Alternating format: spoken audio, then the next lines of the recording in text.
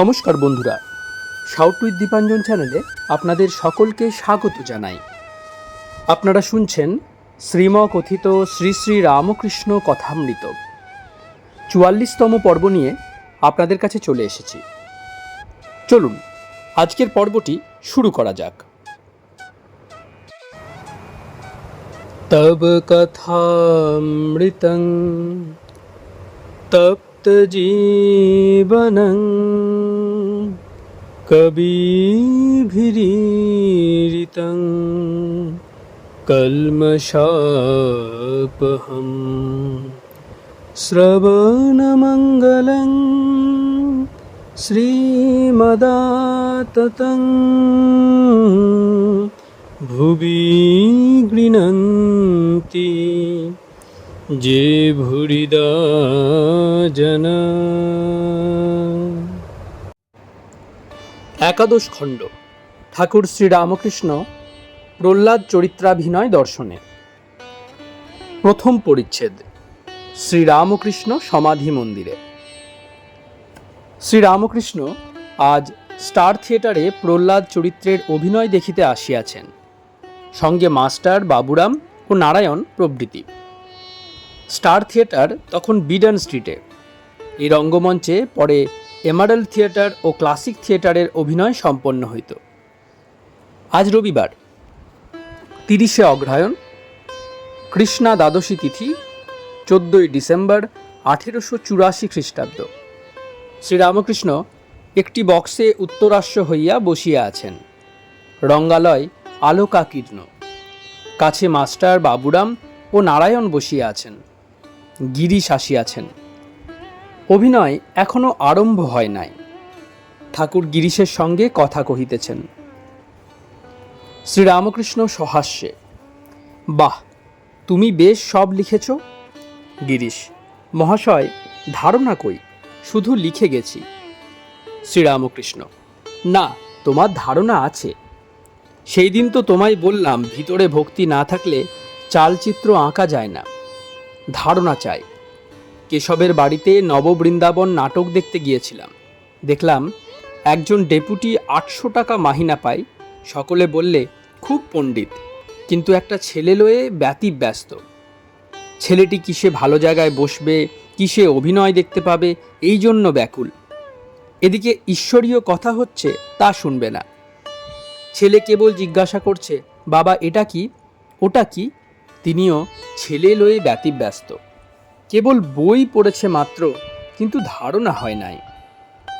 গিরিশ, মনে হয় থিয়েটারগুলো আর করা কেন? শ্রীরামকৃষ্ণ, না না, ও থাক, ওতে লোক শিক্ষা হবে। অভিনয় আরম্ভ হইয়াছে। প্রহ্লাদ পাঠশালে লেখাপড়া করিতে আসিয়াছেন। প্রহ্লাদকে দর্শন করিয়া ঠাকুর সস্নেহে প্রহ্লাদ প্রহ্লাদ এই কথা বলিতে বলিতে একেবারে সমাধিস্থ হইলেন।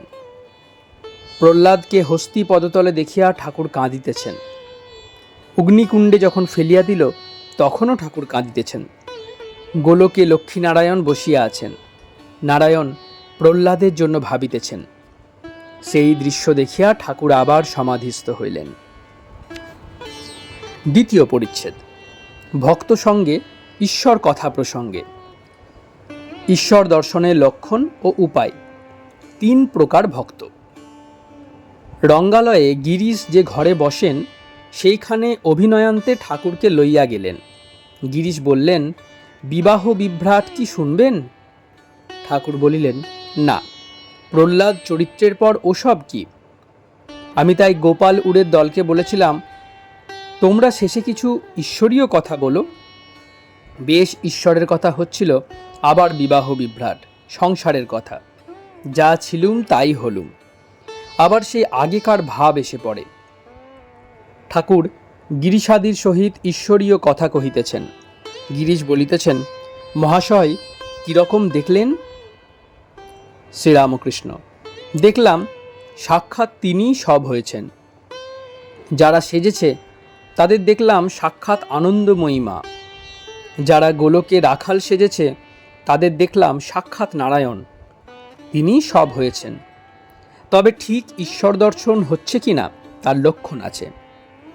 একটি লক্ষণ আনন্দ, সংকোচ থাকে না। যেমন সমুদ্র, উপরে হিল্লোল কল্লোল, নিচে গভীর জল। যার ভগবান দর্শন হয়েছে সে কখনো পাগলের ন্যায়, কখনো পিশাচের ন্যায়। সূচি অসুচি ভেদজ্ঞান নেই, কখনো বা জড়ের ন্যায়। কেননা অন্তরে বাহিরে ঈশ্বরকে দর্শন করে অবাক হয়ে থাকে। কখনো বালকের ন্যায়, আঁট নাই, বালক যেমন কাপড় বগলে করে বেড়ায়। এই অবস্থায় কখনো বাল্যভাব, কখনো পৌগণ্ড ভাব ফষ্টি নষ্টি করে, কখনো যুবার ভাব। যখন কর্ম করে, লোকশিক্ষা দেয়, তখন সিংহতুল্য। জীবের অহংকার আছে বলে ঈশ্বরকে দেখতে পায় না। মেঘ উঠলে আর সূর্য দেখা যায় না, কিন্তু দেখা যাচ্ছে না বলে কি সূর্য নাই? সূর্য ঠিক আছে। তবে বালকের আমি এতে দোষ নাই, বরং উপকার আছে। শাক খেলে অসুখ হয়, কিন্তু হিঞ্চে শাক খেলে উপকার হয়। হিঞ্চে শাক শাকের মধ্যে নয়, মিছরি মিষ্টির মধ্যে নয়। অন্য মিষ্টিতে অসুখ করে, কিন্তু মিছরিতে কফ দোষ করে না। তাই কেশব সেনকে বলেছিলাম, আর বেশি তোমায় বললে দলটল থাকবে না। কেশব ভয় পেয়ে গেল। আমি তখন বললাম, বালকের আমি, দাস আমি, এতে দোষ নাই।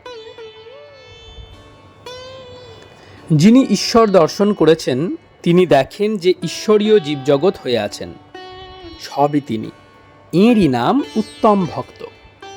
গিরিশ সহাস্যে, সবই তিনি, তবে একটু আমি থাকে, কফ দোষ করে না। শ্রীরামকৃষ্ণ সহাস্যে, হ্যাঁ, ওতে হানি নাই।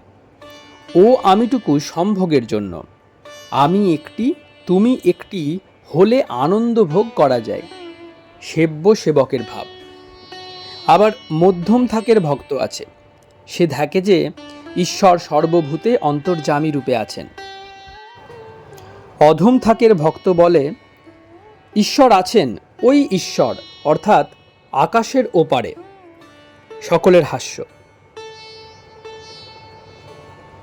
গোলকের রাখাল দেখে আমার কিন্তু বোধ হলো সেই সব হয়েছে। যিনি ঈশ্বর দর্শন করেছেন তার ঠিক বোধ হয় ঈশ্বরই কর্তা, তিনিই সব করেছেন। গিরিশ মহাশয়, আমি কিন্তু ঠিক বুঝেছি, তিনিই সব করেছেন। শ্রীরামকৃষ্ণ, আমি বলি, মা আমি যন্ত্র তুমি যন্ত্রী, আমি জড় তুমি চেতয়িতা। যেমন করাও তেমনি করি, যেমন বলাও তেমনি বলি। যারা অজ্ঞান তারা বলে কতক আমি করেছি, কতক তিনি করেছেন। কর্মযুগে চিত্তশুদ্ধি হয়, সর্বদা পাপ পাপ কি, অহৈত কি ভক্তি।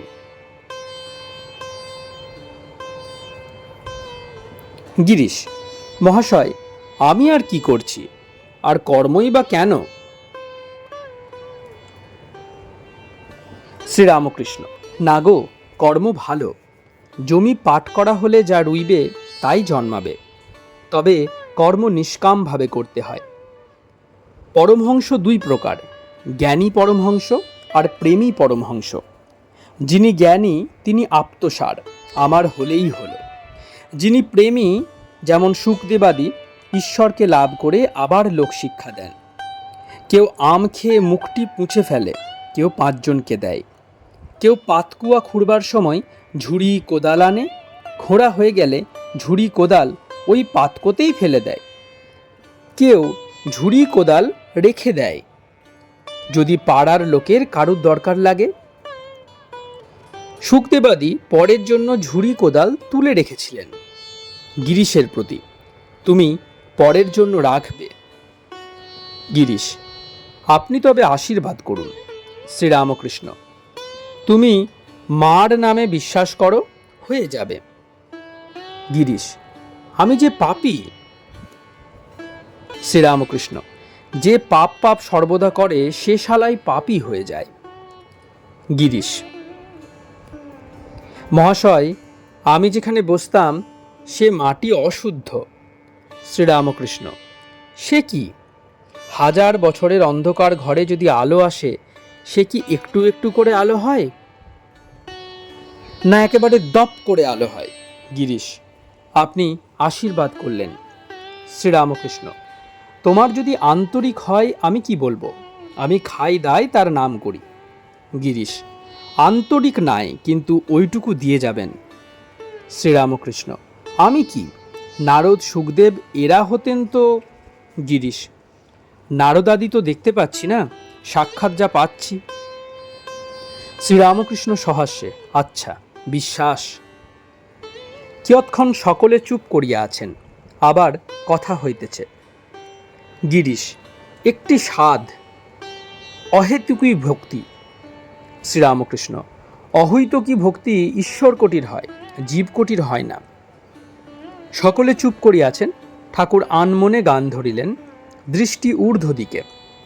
শ্যামাধন কি সবাই প্রায়, কালীধন কি সবাই পায়, অবোধ মন বোঝে না একই দায়, শিবেরই অসাধ্য সাধন মন মজানো রাঙা পায়, ইন্দ্রাদি সম্পদ সুখ তুচ্ছ হয় যে ভাবে মায়, সদানন্দ সুখে ভাসে শ্যামা যদি ফিরে চায়, যোগীন্দ্র মনীন্দ্র ইন্দ্র যে চরণ ধ্যানে না পায়, নির্গুণে কমলাকান্ত তবু সে চরণ চায়। গিরিশ: নির্গুণে কমলাকান্ত তবু সে চরণ চায়। তৃতীয় পরিচ্ছেদ। ঈশ্বর দর্শনের উপায়, ব্যাকুলতা। শ্রীরামকৃষ্ণ গিরিশের প্রতি: তীব্র বৈরাগ্য হলে তাকে পাওয়া যায়, প্রাণ ব্যাকুল হওয়া চাই। শিষ্য গুরুকে জিজ্ঞাসা করেছিল, কেমন করে ভগবানকে পাবো? গুরু বললেন, আমার সঙ্গে এসো। এই বলে একটা পুকুরে লয়ে গিয়ে তাকে চুবিয়ে ধরলেন। খানিক পরে জল থেকে উঠিয়ে আনলেন ও বললেন, তোমার জলের ভিতর কীরকম হয়েছিল? শিষ্য বললে, প্রাণ আটুবাটু করছিল, যেন প্রাণ যায়। গুরু বললেন, দেখো, এইরূপ ভগবানের জন্য যদি তোমার প্রাণ আটুবাটু করে তবেই তাকে লাভ করবে। তাই বলি, 3 টান একসঙ্গে হলে তবে তাকে লাভ করা যায়। বিষয়ের প্রতি টান, সতীর পতিতে টান, আর মায়ের সন্তানেতে টান। এই 3 ভালোবাসা একসঙ্গে করে কেউ যদি ভগবানকে দিতে পারে তাহলে তৎক্ষণাৎ সাক্ষাৎকার হয়। ডাক দেখি মন ডাকার মতো কেমন শ্যামা থাকতে পারে, তেমন ব্যাকুল হয়ে ডাকতে পারলে তাঁর দেখা দিতেই হবে। জ্ঞানযোগ ও ভক্তিযোগের সমন্বয়, কলিকালে নারদীয় ভক্তি। সেদিন তোমায় যা বললুম ভক্তির মানে কি না, কায়মনো বাক্যে তার ভজনা। কায় অর্থাৎ হাতের দ্বারা তার পূজা ও সেবা, পায়ে তার স্থানে যাওয়া, কানে তার ভাগবত শোনা, নাম গুণ কীর্তন শোনা, চক্ষে তার বিগ্রহ দর্শন। মন অর্থাৎ সর্বদা তার ধ্যান চিন্তা করা, তার লীলা স্মরণ মনন করা। বাক্য অর্থাৎ তার স্তব স্তুতি, তার নাম গুণকীর্তন এসব করা। কলিতে নারদীয় ভক্তি, সর্বদা তার নাম গুণকীর্তন করা। যাদের সময় নেয় তারা যেন সন্ধ্যা সকালে হাততালি দিয়ে এক মনে হরিবোল হরিবোল বলে তার ভজনা করে। ভক্তির আমিতে অহংকার হয় না, অজ্ঞান করে না, বরং ঈশ্বর লাভ করিয়ে দেয়। এ আমির মধ্যে নয়। যেমন হিংচে শাক শাকের মধ্যে নয়, অন্য শাকে অসুখ হয়, কিন্তু হিংচে শাক খেলে পিত্তনাশ হয়, উল্টে উপকার হয়। মিছরি মিষ্টর মধ্যে নয়, অন্য মিষ্টি খেলে অপকার হয়, মিছরি খেলে অম্বল নাশ হয়। নিষ্ঠার পর ভক্তি, ভক্তি পাকলে ভাব হয়, ভাব ঘনীভূত হলে মহাভাব হয়, সর্বশেষে প্রেম। প্রেম রজ্জুর স্বরূপ। প্রেম হলে ভক্তের কাছে ঈশ্বর বাঁধা পড়েন আর পালাতে পারেন না। সামান্য জীবের ভাব পর্যন্ত হয়, ঈশ্বর কোটি না হলে মহাভাব প্রেম হয় না। চৈতন্যদেবের হয়েছিল। জ্ঞানযোগ কি? যে পথ দিয়ে স্বস্বরূপকে জানা যায়, ব্রহ্মই আমার স্বরূপ, এই বোধ। প্রহ্লাদ কখনো স্বস্বরূপে থাকতেন, কখনো দেখতেন আমি একটি তুমি একটি, তখন ভক্তিভাবে থাকতেন। হনুমান বলেছিলেন রাম, কখনো দেখি তুমি পূর্ণ আমি অংশ, কখনো দেখি তুমি প্রভু আমি দাস। আর রাম, যখন তত্ত্বজ্ঞান হয় তখন দেখি তুমি আমি, আমি তুমি। গিরিশ: আহা! সংসারে কি ঈশ্বর লাভ হয়? শ্রীরামকৃষ্ণ: সংসারে হবে না কেন? তবে বিবেক বৈরাগ্য চাই। ঈশ্বর বস্তু আর সব অনিত্য, দুদিনের জন্য, এটি পাকা বোধ চায়। উপর উপর ভাসলে হবে না, ডুব দিতে হবে। এই বলিয়া ঠাকুর গান গাহিতেছেন: ডুব ডুব ডুব ডুব সাগরে আমার মন, ডুব ডুব ডুব ডুব সাগরে আমার মন, তলাতল পাতাল খুঁজলে, তলাতল পাতাল খুঁজলে পাবি রে প্রেম রত্ন ধন, পাবি রে প্রেম রত্ন ধন, ডুব ডুব ডুব ডুব সাগরে আমার মন। আরেকটি কথা, কামাদি কুমিরের ভয় আছে। গিরিশ: যমের ভয় কিন্তু আমার নাই। শ্রীরামকৃষ্ণ: না, কামাদি কুমিরের ভয় আছে, তাই হলুদ মেখে ডুব দিতে হয়। বিবেক বৈরাগ্য রূপ হলুদ। সংসারে জ্ঞান কারু কারু হয়, তাই দুই যোগীর কথা আছে, গুপ্ত যোগী ও ব্যক্ত যোগী। যারা সংসার ত্যাগ করেছে তারা ব্যক্ত যোগী, তাদের সকলে চেনে। গুপ্ত যোগীর প্রকাশ নাই। যেমন দাসী সব কর্ম করছে কিন্তু দেশের ছেলেপুলেদের দিকে মন পড়ে আছে। আর যেমন তোমায় বলেছি, নষ্ট মেয়ে সংসারের সব কাজ উৎসাহের সহিত করে কিন্তু সর্বদাই উপপতির দিকে মন পড়ে থাকে। বিবেক বৈরাগ্য হওয়া বড় কঠিন। আমি কর্তা আর এসব জিনিস আমার, এ বোধ সহজে যায় না। একজন ডেপুটিকে দেখলাম 800 টাকা মাইনে, ঈশ্বরীয় কথা হচ্ছে, সেদিকে মন একটুও দিলে না। একটা ছেলে সঙ্গে করে এনেছিল, তাকে একবার এখানে বসাই একবার সেখানে বসাই। আরেকজনকে আমি জানি, নাম করব না, জব করতো খুব, কিন্তু 10,000 টাকার জন্য মিথ্যা সাক্ষী দিছিল। তাই বলছি, বিবেক বৈরাগ্য হলে সংসারেতেও হয়।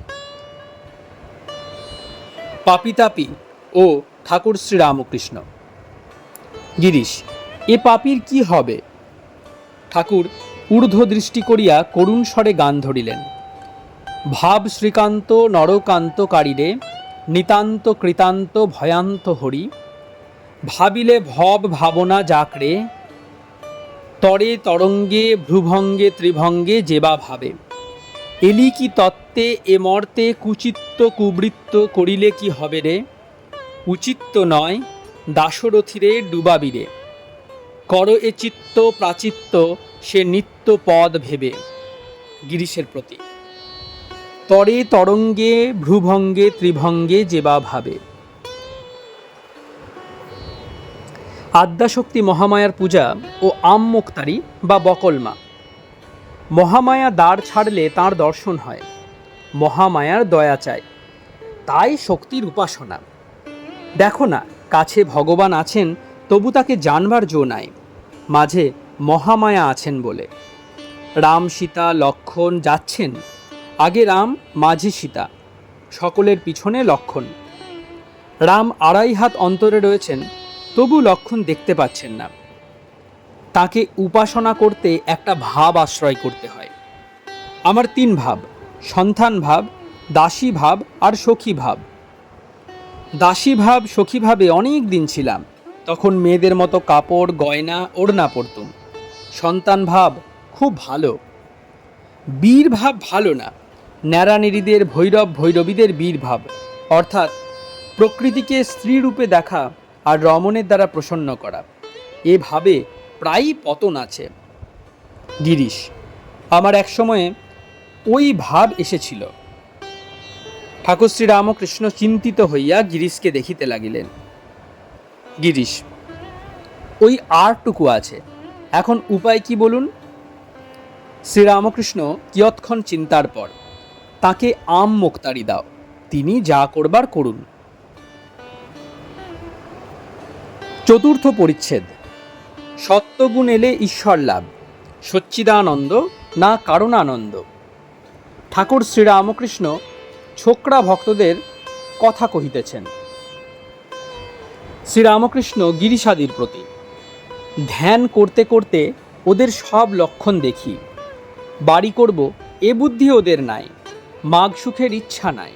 যাদের মাগ আছে একসঙ্গে শোয় না। কি জানো, রজগুণ না গেলে, শুদ্ধ সত্য না এলে ভগবানেতে মন স্থির হয় না।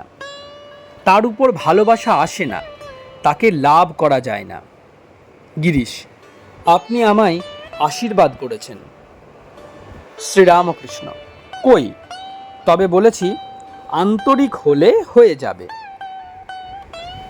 কথা বলিতে বলিতে ঠাকুর আনন্দময়ী আনন্দময়ী এই কথা উচ্চারণ করিয়া সমাধিস্থ হইতেছেন। সমাধিস্থ হইয়া অনেকক্ষণ রহিলেন। একটু প্রকৃতস্থ হইয়া বলিতেছেন, শালারা সব কই? মাস্টার বাবুরামকে ডাকিয়া আনিলেন। ঠাকুর বাবুরাম ও অন্যান্য ভক্তদের দিকে চাহিয়া প্রেমে মাতোয়ারা হইয়া বলিতেছেন, সচ্চিদানন্দই ভালো, আর কারণানন্দ?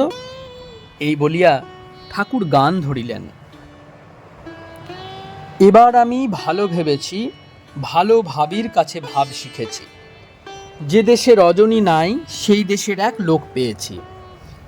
আমি কিবা দিবা কিবা সন্ধ্যা সন্ধ্যারে বন্ধা করেছি। ঘুম ভেঙেছে আর কি ঘুমায়, যোগে জাগে জেগে আছি। যোগ নিদ্রা তোরে দিয়ে মা ঘুমেরে ঘুম পাড়ায়েছি। সোহাগা গন্ধক দিয়ে খাসা রং চড়ায়েছি। মণি মন্দির মেজে লব অক্ষ দুটি করে কুচি। প্রসাদ বলে ভুক্তি মুক্তি উভয়ে মাথায় রেখেছি। আমি কালী ব্রহ্ম জেনে মর্ম ধর্মাধর্ম সব ছেড়েছি। ঠাকুর আবার গান ধরিলেন। গয়া গঙ্গা প্রভাসাদি কাশী কাঞ্চি কেবা চাই। কালী কালী বলে আমার অজপা যদি ফুরায়। ত্রিসন্ধ্যা যে বলে কালী পূজা সন্ধ্যা সে কি চাই।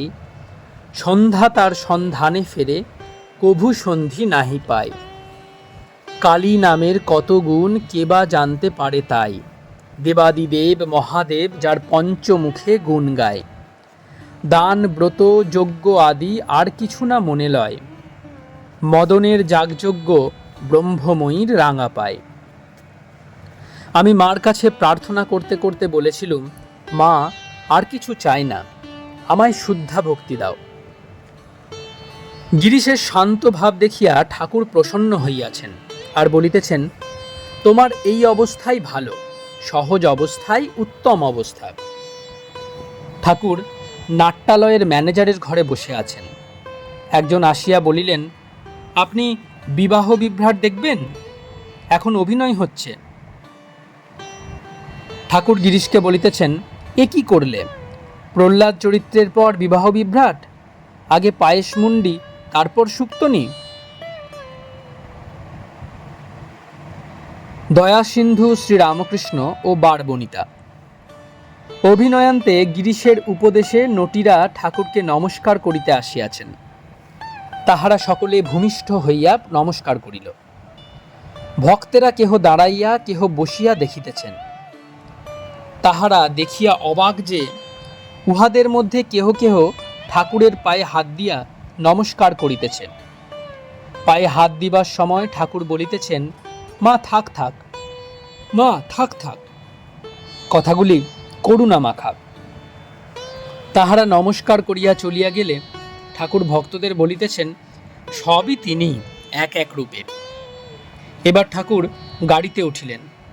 গিরিশাদি ভক্তেরা তাহার সঙ্গে সঙ্গে গমন করিয়া গাড়িতে তুলিয়া দিলেন। গাড়িতে উঠিতে উঠিতে ঠাকুর গভীর সমাধি মধ্যে মগ্ন হইলেন। গাড়ির ভিতরে নারানাদি ভক্তেরা উঠিলেন। গাড়ি দক্ষিণেশ্বর অভিমুখে যাইতেছে।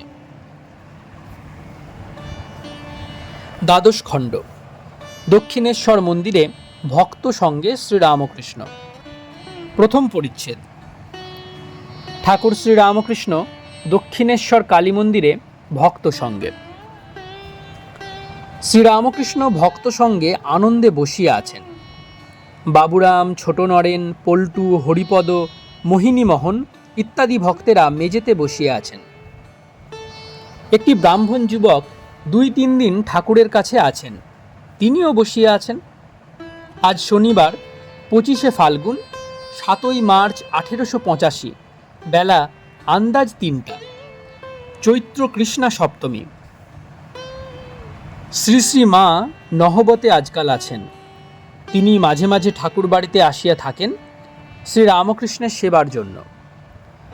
মোহিনী মোহনের সঙ্গে স্ত্রী নবীনবাবুর মা গাড়ি করিয়া আসিয়াছেন। মেয়েরা নহবতে গিয়া শ্রী শ্রী মাকে দর্শন ও প্রণাম করিয়া সেইখানেই আছেন। ভক্তেরা একটু সরিয়া গেলে ঠাকুরকে আসিয়া প্রণাম করিবেন। ঠাকুর ছোট খাটটিতে বসিয়া আছেন। ছোকরা ভক্তদের দেখিতেছেন ও আনন্দে বিভোর হইতেছেন। রাখাল এখন দক্ষিণেশ্বরে থাকেন না। কয় মাস বলরামের সহিত বৃন্দাবনে ছিলেন, ফিরিয়া আসিয়া এখন বাটিতে আছেন। শ্রীরামকৃষ্ণ সহাস্যে, রাখাল এখন পেনশন খাচ্ছে। বৃন্দাবন থেকে এসে এখন বাড়িতে থাকে। বাড়িতে পরিবার আছে, কিন্তু আবার বলেছে 1000 টাকা মাহিনা দিলেও চাকরি করবে না। এখানে শুয়ে শুয়ে বলতো তোমাকেও ভালো লাগে না, এমনই তার একটি অবস্থা হয়েছিল। ভবনাথ বিয়ে করেছে, কিন্তু সমস্ত রাত্রি স্ত্রীর সঙ্গে কেবল ধর্ম কথা কয়, ঈশ্বরের কথা নিয়ে দুজনে থাকে। আমি বললুম পরিবারের সঙ্গে একটু আমোদ আহ্লাদ করবি, তখন রেগে রোগ করে বললে কি আমরাও আমোদ আহ্লাদ নিয়ে থাকব? ঠাকুর এইবার নরেন্দ্রের কথা কহিতেছেন শ্রীরামকৃষ্ণ ভক্তদের প্রতি। কিন্তু নরেন্দ্রের উপর যত ব্যাকুলতা হয়েছিল, ছোট নরেনের উপর তত হয় নাই। হরিপদর প্রতি, তুই গিরিশ ঘোষের বাড়ি যাস? হরিপদ, আমাদের বাড়ির কাছে বাড়ি, প্রায়ই যায়। শ্রীরামকৃষ্ণ, নরেন্দ্র যায়? হরিপদ, হ্যাঁ, কখনো কখনো দেখতে পাই। শ্রীরামকৃষ্ণ, গিরিশ ঘোষ যা বলে তাতেও কি বলে? অর্থাৎ অবতারের কথা হচ্ছে এখানে। হরিপদ, তর্কে হেরে গেছেন। শ্রীরামকৃষ্ণ, না, সে বললে গিরিশ ঘোষের এখন অত বিশ্বাস, আমি কেন কোনো কথা বলবো? জজ অনুকূল মুখোপাধ্যায়ের জামাইয়ের ভাই আসিয়াছেন। শ্রীরামকৃষ্ণ, তুমি নরেন্দ্রকে জানো? জামাইয়ের ভাই, আজ্ঞে হ্যাঁ, নরেন্দ্র বুদ্ধিমান ছোকরা। শ্রীরামকৃষ্ণ ভক্তদের প্রতি, ইনি ভালো লোক, যে কালে নরেন্দ্রের সুখ্যাতি করেছেন। সেদিন নরেন্দ্র এসেছিল, ত্রৈলোক্যের সঙ্গে সেদিন গান গাইলে, কিন্তু গানটি সেদিন আলুনি লাগল। বাবুরাম ও দুদিক রাখা, জ্ঞান অজ্ঞানের পার হও। ঠাকুর বাবুরামের দিকে চাহিয়া কথা কহিতেছেন। মাস্টার যে স্কুলে অধ্যাপনা করেন, বাবুরাম সে স্কুলে এন্ট্রান্স ক্লাসে পড়েন। শ্রীরামকৃষ্ণ বাবুরামের প্রতি, তোর বই কই, পড়াশোনা করবি না? মাস্টারের প্রতি, ও দুদিক রাখতে চায়, বড় কঠিন পথ, একটু তাকে জানলে কি হবে? বশিষ্ঠদেব, তারই পুত্র শোক হলো। লক্ষণ দেখে অবাক হয়ে রামকে জিজ্ঞাসা করলেন। রাম বললেন, ভাই, ইহার আশ্চর্য কি? যার জ্ঞান আছে তার অজ্ঞানও আছে। ভাই, তুমি জ্ঞান অজ্ঞানের পার হও। পায়ে কাঁটা ফুটলে আরেকটি কাঁটা খুঁজে আনতে হয়, সেই কাঁটা দিয়ে প্রথম কাঁটাটি তুলতে হয়, তারপর 2টি কাঁটাই ফেলে দিতে হয়। তাই অজ্ঞান কাঁটা তুলবার জন্য জ্ঞান কাঁটা জোগাড় করতে হয়, তারপর জ্ঞান অজ্ঞানের পারে যেতে হয়। বাবুরাম সহাস্যে, আমি ওইটি চাই। শ্রীরামকৃষ্ণ সহাস্যে, ওরে, দুদিক রাখলে কি তা হয়? তা যদি চাস তবে চলে আয়। বাবুরাম সহাস্যে, আপনি নিয়ে আসুন। শ্রীরামকৃষ্ণ মাস্টারের প্রতি, রাখাল ছিল সে এক, তার বাপের মতো ছিল, এরা থাকলে হাঙ্গামা হবে। বাবুরামের প্রতি, তুই দুর্বল, তোর সাহস কম, দেখ দেখি ছোট নরেন কেমন বলে, আমি একেবারে এসে থাকব। এতক্ষণে ঠাকুর ছোকরা ভক্তদের মধ্যে আসিয়া মেঝেতে মাদুরের উপর বসিয়াছেন। মাস্টার তাহার কাছে বসিয়া আছেন। শ্রীরামকৃষ্ণ মাস্টারকে, আমি কামিনী কাঞ্চন ত্যাগী খুঁজছি, মনে করি এ বুঝি থাকবে। সকলেই এক একটা ওজোর করে। একটা ভূত সঙ্গী খুঁজছিল, শনি মঙ্গলবারে অপঘাতে মৃত্যু হলে ভূত হয়, তাই সে ভূতটা যেই দেখত কেউ ছাদ থেকে পড়ে গেছে কি হোঁচট খেয়ে মূর্ছিত হয়ে পড়েছে, অমনি দৌড়ে যেত। এই মনে করে যে এটার অপঘাত মৃত্যু হয়েছে, এবার ভূত হবে আর আমার সঙ্গী হবে। কিন্তু তার এমনই কপাল যে দেখে সব শালারা বেঁচে ওঠে, সঙ্গী আর জোটে না। দেখ না, রাখাল পরিবার করে, বলে আমার স্ত্রীর কি হবে। নরেন্দ্র বুকে হাত দেওয়াতে বেহুশ হয়ে গিয়েছিল, তখন বলে, ওগো তুমি আমার কি করলে গো, আমার যে বাপ মা আছে গো। আমায় তিনি এ অবস্থায় রেখেছেন কেন? চৈতন্যদেব সন্ন্যাস করলেন, সকলে প্রণাম করবে বলে, যারা একবার নমস্কার করবে তারা উদ্ধার হয়ে যাবে। ঠাকুরের জন্য মোহিনী মোহন চ্যাংড়া করিয়া সন্দেশ আনিয়াছেন। শ্রীরামকৃষ্ণ, এ সন্দেশ কার? বাবুরাম মোহিনীকে দেখাইয়া দিলেন। ঠাকুর প্রণব উচ্চারণ করিয়া সন্দেশ স্পর্শ করিলেন ও কিঞ্চিত গ্রহণ করিয়া প্রসাদ করিয়া দিলেন। অতঃপর সেই সন্দেশ লইয়া ভক্তদের দিতেছেন। কি আশ্চর্য! ছোট নরেনকে ও আরও 2-1টি ছোকরা ভক্তকে নিজে খাওয়াইয়া দিতেছেন। শ্রীরামকৃষ্ণ মাস্টারের প্রতি এর একটি মানে আছে। নারায়ণ শুদ্ধাত্মাদের ভিতর বেশি প্রকাশ। ওদেশে যখন যেতুম, ওইরূপ ছেলেদের কারু কারু মুখে নিজে খাবার দিতাম। চিনে শাঁখারি বলতো, উনি আমাদের খাইয়ে দেন না কেন? কেমন করে দেব? কেউ ভাজ মেগো, কেউ অমুক মেগো, কে খাইয়ে দেবে? দ্বিতীয় পরিচ্ছেদ, সমাধি মন্দিরে ভক্তদের সম্বন্ধে মহাবাক্য। ঠাকুর শ্রীরামকৃষ্ণ শুদ্ধাত্মা ভক্তদিগকে পাইয়া আনন্দে ভাসিতেছেন ও ছোট খাটটিতে বসিয়া বসিয়া তাহাদিগকে কীর্তনীর ঢং দেখাইয়া হাসিতেছেন। কীর্তনী সেজে গুজে সম্প্রদায় সঙ্গে গান গাইতেছে।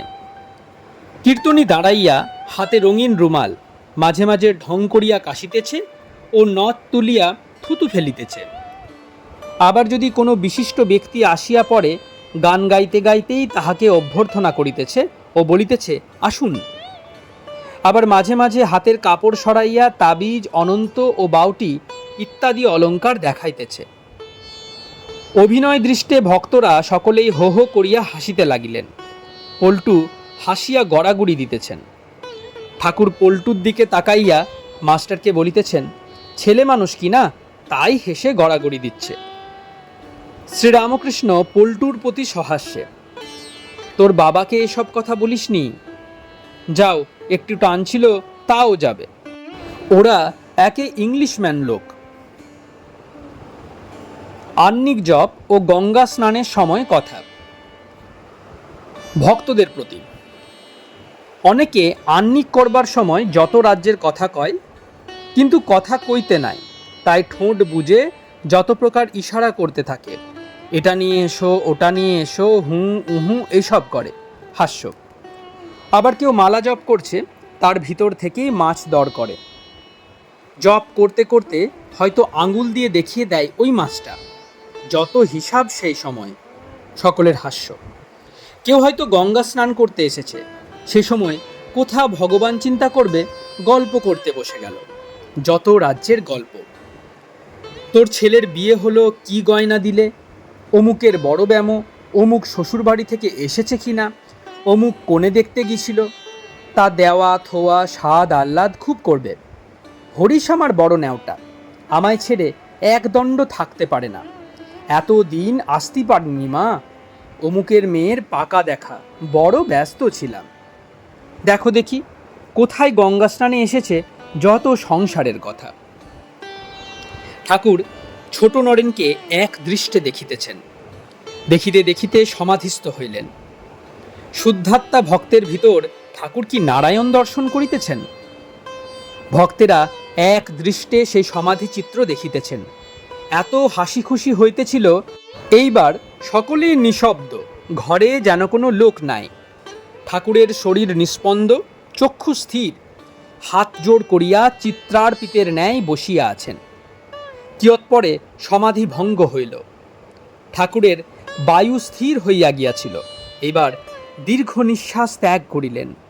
ক্রমে বহির্জগতে মন আসিতেছে, ভক্তদের দিকে দৃষ্টিপাত করিতেছেন। এখনো ভাবস্থ হইয়া রহিয়াছেন। এবার প্রত্যেক ভক্তকে সম্বোধন করিয়া কাহার কি হইবে ও কাহার কিরূপ অবস্থা কিছু কিছু বলিতেছেন। ছোট নরেনের প্রতি, তোকে দেখবার জন্য ব্যাকুল হচ্ছিলাম, তোর হবে, আসিস একবার। আচ্ছা, তুই কি ভালোবাসিস, জ্ঞান না ভক্তি? ছোট নরেন, শুধু ভক্তি। শ্রীরামকৃষ্ণ, না জানলে ভক্তি কাকে করবি? মাস্টারকে দেখাইয়া সহাস্যে, একে যদি না জানিস কেমন করে একে ভক্তি করবি? মাস্টারের প্রতি, তবে শুদ্ধাত্মা যে কালে বলেছে শুধু ভক্তি চাই, এর অবশ্য মানে আছে। আপনা আপনি ভক্তি আসা সংস্কার না থাকলে হয় না, এটি প্রেমা ভক্তির লক্ষণ। জ্ঞান ভক্তি, বিচার করা ভক্তি। ছোট নরেনের প্রতি, দেখি তোর শরীর দেখি, জামা খোল দেখি, বেশ বুকের আয়তন, তবে হবে, মাঝে মাঝে আসিস। ঠাকুর এখনো ভাবস্থ। অন্য অন্য ভক্তদের সস্নেহে এক একজনকে সম্বোধন করিয়া আবার বলিতেছেন। পল্টুর প্রতি, তোরও হবে, তবে একটু দেরিতে হবে। বাবুরামের প্রতি, তোকে টানছি না কেন, শেষে কি একটা হাঙ্গামা হবে। মোহিনী মোহনের প্রতি, তুমি তো আছোই, একটু বাকি আছে, সেটুকু গেলে কর্মকাজ সংসারে কিছু থাকে না, সব যাওয়া কি ভালো? এই বলিয়া তাহার দিকে এক দৃষ্টে সস্নেহে তাকাইয়া রহিলেন, যেন তাহার হৃদয়ের অন্তরতম প্রদেশের সমস্ত ভাব দেখিতেছেন। মোহিনীমোহন কি ভাবিতেছিলেন, ঈশ্বরের জন্য সব যাওয়াই ভালো? কিয়ৎপরে ঠাকুর আবার বলিতেছেন, ভাগবত পণ্ডিতকে একটি পাশ দিয়ে ঈশ্বর রেখে দেন, তা না হলে ভাগবত কে শোনাবে? রেখে দেন লোক শিক্ষার জন্য, মা সেই জন্য সংসারে রেখেছেন। এবার ব্রাহ্মণ যুবকটিকে সম্বোধন করিয়া বলিতেছেন, জ্ঞানযোগ ও ভক্তিযোগ ব্রহ্মজ্ঞানীর অবস্থা ও জীবন মুক্ত। শ্রীরামকৃষ্ণ যুবকের প্রতি, তুমি জ্ঞান চর্চা ছাড়ো, ভক্তি নাও, ভক্তি সার। আজ তোমার কি 3 দিন হলো? ব্রাহ্মণ যুবক হাত জোড় করিয়া, আগে হ্যাঁ। শ্রীরামকৃষ্ণ, বিশ্বাস করো, নির্ভর করো, তাহলে নিজের কিছু করতে হবে না, মা কালী সব করবেন। জ্ঞান সদর মহল পর্যন্ত যেতে পারে, ভক্তি অন্তর্মহলে যায়। শুদ্ধাত্মা নির্লিপ্ত, বিদ্যা অবিদ্যা তার ভিতর দুই আছে, তিনি নির্লিপ্ত। বায়ুতে কখনো সুগন্ধ কখনো দুর্গন্ধ পাওয়া যায়, কিন্তু বায়ু নির্লিপ্ত। ব্যাসদেব যমুনা পার হচ্ছিলেন, গোপীরাও সেখানে উপস্থিত, তারাও পারে যাবে, দধি দুধ ননি বিক্রি করতে যাচ্ছে, কিন্তু নৌকা ছিল না বলে কেমন করে পারে যাবেন সকলে ভাবছেন। এমন সময় ব্যাসদেব বললেন, আমার বড় ক্ষুধা পেয়েছে। তখন গোপীরা তাকে ক্ষীর সর ননি সমস্ত খাওয়াতে লাগলেন। ব্যাসদেব প্রায় সমস্ত খেয়ে ফেললেন। তখন ব্যাসদেব যমুনাকে সম্বোধন করে বললেন, যমুনা, আমি যদি কিছু না খেয়ে থাকি তাহলে তোমার জল 2 ভাগ হবে, আর মাঝে রাস্তা দিয়ে আমরা চলে যাব। ঠিক তাই হলো, যমুনা 2 ভাগ হয়ে গেলেন, মাঝে ওপারে যাবার পথ। সেই পথ দিয়ে ব্যাসদেব ও গোপীরা সকলে পার হয়ে গেলেন। আমি খাই নাই তার মানে এই যে আমি সেই শুদ্ধাত্মা নির্লিপ্ত, প্রকৃতির পার, তার ক্ষুধা তৃষ্ণা নাই, জন্ম মৃত্যু নাই, অজর অমর সুমেরুবৎ। যার এই ব্রহ্মজ্ঞান হয়েছে সে জীবন মুক্ত। সে ঠিক বুঝতে পারে যে আত্মা আলাদা আর দেহ আলাদা। ভগবানকে দর্শন করলে দেহাত্মবুদ্ধি আর থাকে না, দুটি আলাদা। যেমন নারিকেলের জল শুকিয়ে গেলে শাঁস আলাদা আর খোল আলাদা হয়ে যায়, আত্মাটি যেন দেহের ভিতর নড়নড় করে, তেমনি বিষয় বুদ্ধিরূপ জল শুকিয়ে গেলে আত্মজ্ঞান হয়, আত্মা আলাদা আর দেহ আলাদা বোধ হয়। কাঁচা সুপারি বা কাঁচা বাদামের ভিতরের সুপারি বা বাদাম ছাল থেকে তফাৎ করা যায় না, কিন্তু পাকা অবস্থায় সুপারি বা বাদাম আলাদা ও ছাল আলাদা হয়ে যায়। পাকা অবস্থায় রস শুকিয়ে যায়। ব্রহ্মজ্ঞান হলে বিষয় রস শুকিয়ে যায়, কিন্তু সে জ্ঞান বড় কঠিন। বললেই ব্রহ্মজ্ঞান হয় না, কেউ জ্ঞানের ভান করে। সহাস্যে একজন বড় মিথ্যা কথা কইত, আবার এদিকে বলতো আমার ব্রহ্মজ্ঞান হয়েছে। কোনো লোক তাকে তিরস্কার করাতে সে বললে, কেন, জগৎ তো স্বপ্নবৎ, সবই যদি মিথ্যা হলো সত্য কথাটাই কি ঠিক? মিথ্যাটাও মিথ্যা, সত্যটাও মিথ্যা। সকলের হাস্য। তৃতীয় পরিচ্ছেদ। ধর্ম সংস্থাপনার্থায় সম্ভবামি যুগে যুগে। গুহ্য কথা। শ্রীরামকৃষ্ণ ভক্ত সঙ্গে মেঝেতে মাদুরের উপর বসিয়া আছেন, সহাস্য বদন। ভক্তদের বলিতেছেন, আমার পায়ে একটু হাত বুলিয়ে দিত। ভক্তেরা পদসেবা করিতেছেন। মাস্টারের প্রতি সহাস্যে। এর অনেক মানে আছে। আবার নিজের হৃদয়ে হাত রাখিয়া বলিতেছেন, এর ভিতর যদি কিছু থাকে, অজ্ঞান অবিদ্যা একেবারে চলে যায়। হঠাৎ শ্রীরামকৃষ্ণ গম্ভীর হইলেন, যেন কি গুহ্য কথা বলিবেন। শ্রীরামকৃষ্ণ মাস্টারের প্রতি, এখানে অপর লোক কেউ নাই। সেদিন হরিশ কাছে ছিল, দেখলাম খোলটি ছেড়ে সচ্চিদানন্দ বাহিরে এলো। এসে বললে, আমি যুগে যুগে অবতার। তখন ভাবলাম বুঝি মনের খেয়ালে ওইসব কথা বলছি। তারপর চুপ করে থেকে দেখলাম, তখন দেখনি আপনি বলছে। শক্তির আরাধনা চৈতন্যও করেছিল। ভক্তেরা সকলে অবাক হইয়া শুনিতেছেন। কেহ কেহ ভাবিতেছেন, সচ্চিদানন্দ ভগবান কি শ্রীরামকৃষ্ণের রূপ ধরিয়া আমাদের কাছে বসিয়া আছেন? ভগবান কি আবার অবতীর্ণ হইয়াছেন?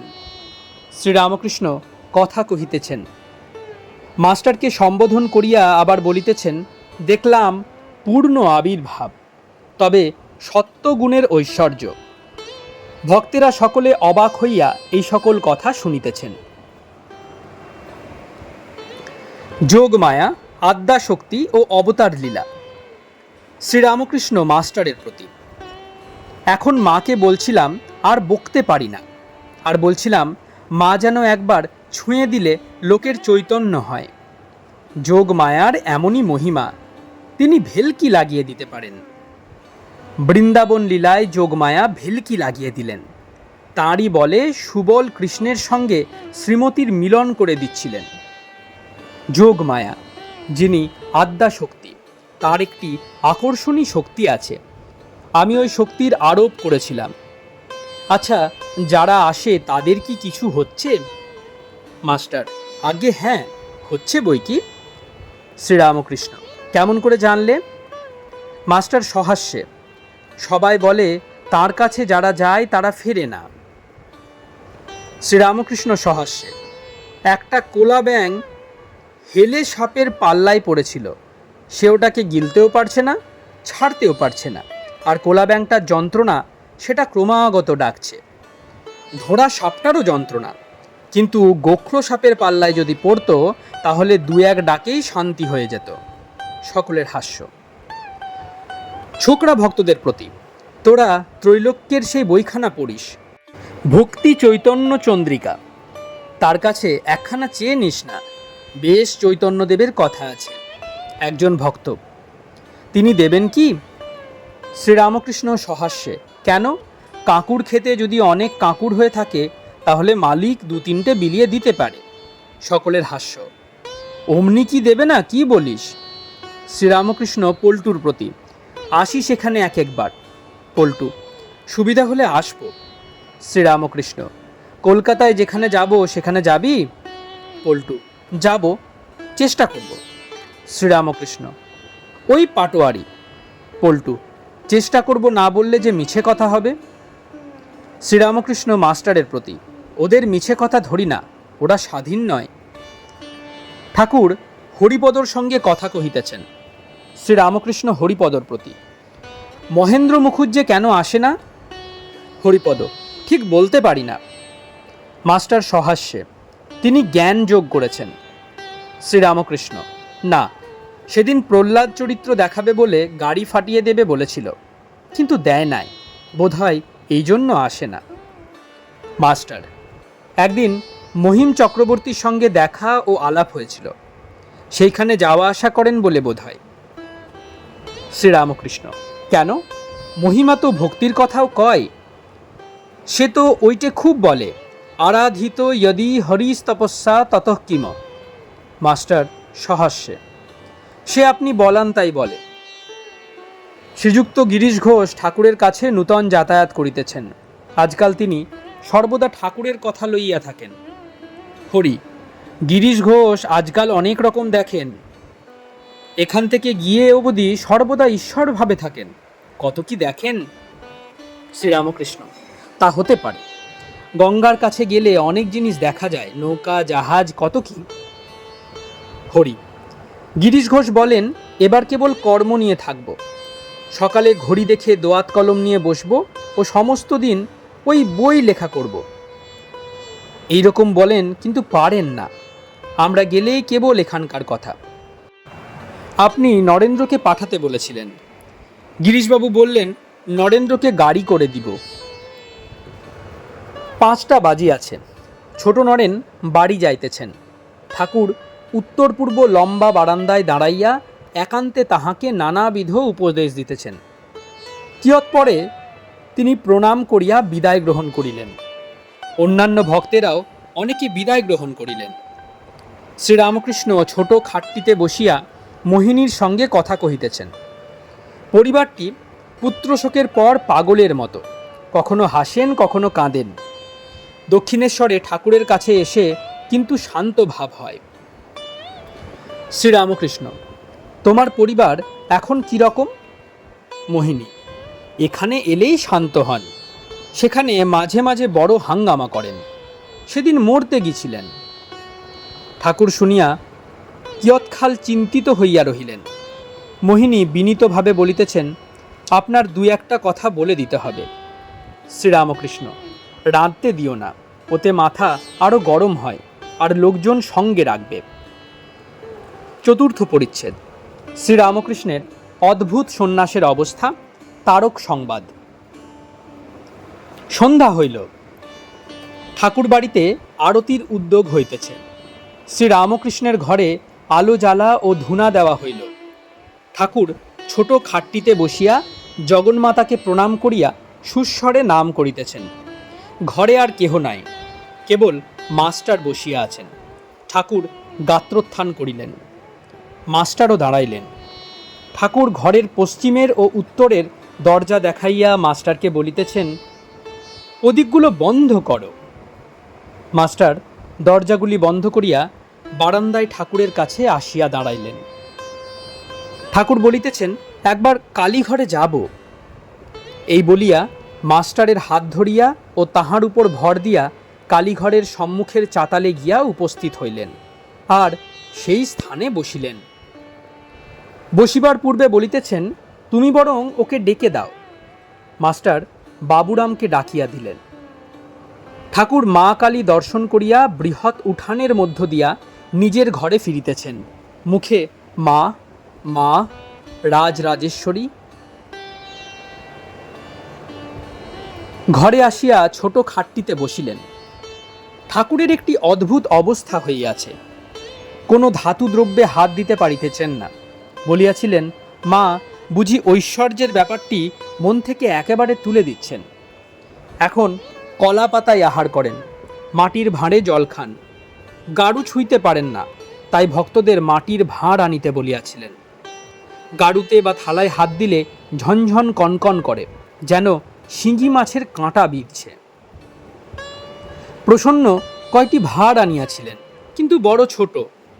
ঠাকুর হাসিয়া বলিতেছেন, ভাঁড়গুলি বড় ছোট, কিন্তু ছেলেটি বেশ। আমি বলাতে আমার সামনে ন্যাংটো হয়ে দাঁড়ালো, কি ছেলে মানুষ।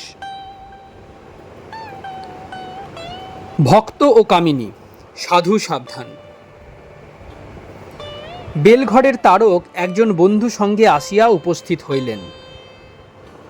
ঠাকুর ছোট খাটটিতে বসিয়া আছেন, ঘরে প্রদীপ জ্বলিতেছে। মাস্টার ও দুই একটি ভক্ত বসিয়া আছেন। তারক বিবাহ করিয়াছেন, বাপমা ঠাকুরের কাছে আসিতে দেন না। কলিকাতায় বউবাজারের কাছে বাসা আছে, সেইখানে আজকাল তারক প্রায় থাকেন। তারককে ঠাকুর বড় ভালোবাসেন। সঙ্গী ছোকরাটি একটু তমগুণী, ধর্ম বিষয় ও ঠাকুরের সম্বন্ধে একটু ব্যঙ্গভাব। তারকের বয়স আন্দাজ ২০ বৎসর। তারক আসিয়া ঠাকুরকে ভূমিষ্ঠ হইয়া প্রণাম করিলেন। শ্রীরামকৃষ্ণ তারকের বন্ধুর প্রতি, একবার দেবালয় সব দেখে এসো না। বন্ধু, ও সব দেখা আছে। শ্রীরামকৃষ্ণ, আচ্ছা, তারক যে এখানে আসে এটা কি খারাপ? বন্ধু, তা আপনি জানেন। শ্রীরামকৃষ্ণ, ইনি হেডমাস্টার। বন্ধু, ও। ঠাকুর তারককে কুশল প্রশ্ন করিতেছেন, আর তাহাকে সম্বোধন করিয়া অনেক কথা কহিতেছেন। তারক অনেক কথাবার্তার পর বিদায় গ্রহণ করিতে উদ্যত হইলেন। ঠাকুর তাহাকে নানা বিষয়ে সাবধান করিয়া দিতেছেন। শ্রীরামকৃষ্ণ তারকের প্রতি, সাধু সাবধান, কামিনী কাঞ্চন থেকে সাবধান। মেয়ে মানুষের মায়াতে একবার ডুবলে আর উঠবার জো নাই। বিশালাক্ষীর যে একবার পড়েছে সে আর উঠতে পারে না, আর এখানে একবার আসবি। তারক, বাড়িতে আসতে দেয় না। একজন ভক্ত, যদি কারু মা বলেন তুই দক্ষিণেশ্বরে যাস নাই, যদি দিব্য দেন আর বলেন যদি যাস তো আমার রক্ত খাবি। শুধু ঈশ্বরের জন্য গুরুবাক্য লঙ্ঘন। শ্রীরামকৃষ্ণ, যে মা ও কথা বলে সে মা নয়, সে অবিদ্যারূপিণী। সে মার কথা না শুনলে কোনো দোষ নাই। সে মা ঈশ্বর লাভের পথে বিঘ্ন দেয়। ঈশ্বরের জন্য গুরুজনের বাক্য লঙ্ঘনে দোষ নাই। ভরত রামের জন্য কৈকেয়ীর কথা শুনে নাই। গোপীরা কৃষ্ণ দর্শনের জন্য পতিদের মানা শোনে নাই। প্রহ্লাদ ঈশ্বরের জন্য বাপের কথা শুনে নাই। বলি ভগবানের প্রীতির জন্য গুরু শুক্রাচার্যের কথা শুনে নাই। বিভীষণ রামকে পাবার জন্য জ্যেষ্ঠ ভ্রাতা রাবণের কথা শুনে নাই। তবে ঈশ্বরের পথে যেও না একথা ছড়া আর সব কথা শুনবি। দেখি তোর হাত দেখি। এই বলিয়া ঠাকুর তারকের হাত কত ভারী যেন দেখিতেছেন। একটু পরে বলিতেছেন, একটু আর আছে, কিন্তু ওটুকু যাবে। তাকে একটু প্রার্থনা করিস, আর এখানে একবার আসিস, ওটুকু যাবে। কলকাতার বউবাজারের বাসা তুই করেছিস? তারক, আজ্ঞে না, তারা করেছে। শ্রীরামকৃষ্ণ সহাস্যে, তারা করেছে না তুই করেছিস বাঘের ভয়ে? ঠাকুর কামিনীকে কি বাঘ বলিতেছেন? তারক প্রণাম করিয়া বিদায় গ্রহণ করিলেন। ঠাকুর ছোট খাটটিতে শুইয়া আছেন, যেন তারকের জন্য ভাবছেন। হঠাৎ মাস্টারকে বলিতেছেন, এদের জন্য আমি এত ব্যাকুল কেন? মাস্টার চুপ করিয়া আছেন, যেন কি উত্তর দিবেন ভাবিতেছেন। ঠাকুর আবার জিজ্ঞাসা করিতেছেন আর বলিতেছেন, বলো না। এদিকে মোহিনী মোহনের পরিবার ঠাকুরের ঘরে আসিয়া প্রণাম করিয়া একপাশে বসিয়া আছেন। ঠাকুর তারকের সঙ্গীর কথা মাস্টারকে বলিতেছেন। শ্রীরামকৃষ্ণ, তারক কেন ওটাকে সঙ্গে করে আনলে? মাস্টার, বোধহয় রাস্তার সঙ্গী, অনেকটা পথ, তাই একজনকে সঙ্গে করে এনেছে। এই কথার মধ্যে ঠাকুর হঠাৎ মোহিনীর পরিবারকে সম্বোধন করে বলছেন, অপঘাত মৃত্যু হলে প্রেতনী হয়, সাবধান। মনকে বুঝাবে। এত শুনে দেখে শেষকালে কি এই হলো? মোহিনী এবার বিদায় গ্রহণ করিতেছেন। ঠাকুরকে ভূমিষ্ঠ হইয়া প্রণাম করিতেছেন। পরিবারও ঠাকুরকে প্রণাম করিতেছেন। ঠাকুর তাহার ঘরের মধ্যে উত্তর দিকের দরজার কাছে দাঁড়াইয়াছেন। পরিবার মাথায় কাপড় দিয়া ঠাকুরকে আস্তে আস্তে কি বলিতেছেন। শ্রীরামকৃষ্ণ, এখানে থাকবে? পরিবার, এসে কিছুদিন থাকব, নহবতে মা আছেন তার কাছে। শ্রীরামকৃষ্ণ, তা বেশ, তা তুমি যে বলো মরবার কথা, তাই ভয় হয়, আবার পাশে গঙ্গা। ত্রয়োদশ খণ্ড, কলিকাতায় ভক্ত মন্দিরে শ্রীরামকৃষ্ণ, প্রথম পরিচ্ছেদ। অন্তরঙ্গ সঙ্গে বসু বলরাম মন্দিরে। বেলা ৩টা অনেকক্ষণ বাজিয়াছে। চৈত্র মাস, প্রচণ্ড রৌদ্র। শ্রীরামকৃষ্ণ দুই একটি ভক্ত সঙ্গে বলরামের বৈঠকখানায় বসিয়া আছেন, মাস্টারের সহিত কথা কহিতেছেন। আজ ৬ই এপ্রিল, সোমবার, ১৮৮৫ খ্রিস্টাব্দ, ২৫শে চৈত্র, কৃষ্ণা সপ্তমী। ঠাকুর কলিকাতায় ভক্ত মন্দিরে আসিয়াছেন।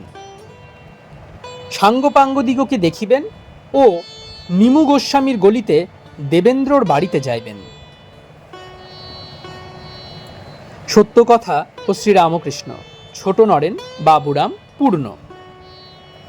ঠাকুর ঈশ্বর প্রেমে দিবানিশি মাতোয়ারা হইয়া আছেন, অনুক্ষণ ভাবাবিষ্ঠ বা সমাধিস্থ।